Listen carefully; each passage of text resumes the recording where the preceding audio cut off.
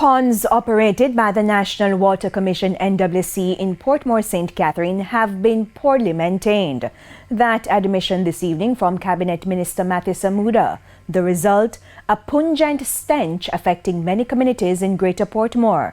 Several crocodiles were also found dead in the dried-up ponds. Kirk Wright has this primetime news follow-up. The NWC has made several attempts to fix the problems with the sewage ponds to alleviate the stench affecting the Portmore residents. The Commission installed several aerators which helped, but over time, because of poor maintenance, the problems returned. The residents are still complaining. On Saturday, Minister Matthew Samuda visited the site and said this. NWC will present a new maintenance plan to the country for these ponds and specifically to the citizens of Portmore, because there have been a number of issues over the last year and a half, both with the east and western ponds. And it's obvious that the maintenance has not kept pace with the needs of the facility. The 9 ponds are used to filter sewage before the fluid from the sewage is released. Last week, more than 7 crocodiles were found dead in 3 of the ponds that are dried out. This is it's tough to look at, tough to see, and it really is a sad situation.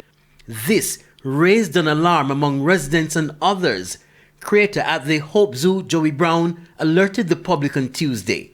It was gut-wrenching to see, and I think it's even more so because we kind of understand the biology of crocs, and it was more understanding probably the suffering that they went through. You know, this wasn't an immediate and instant death.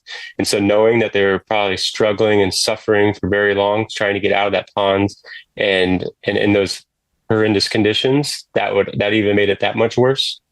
You could see the scratch marks and the claw marks around the edge of the pond where they're obviously trying to climb out and they couldn't.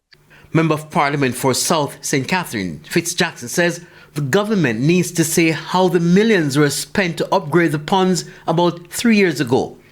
At the time, the budgeted amount was in the region of 935 million.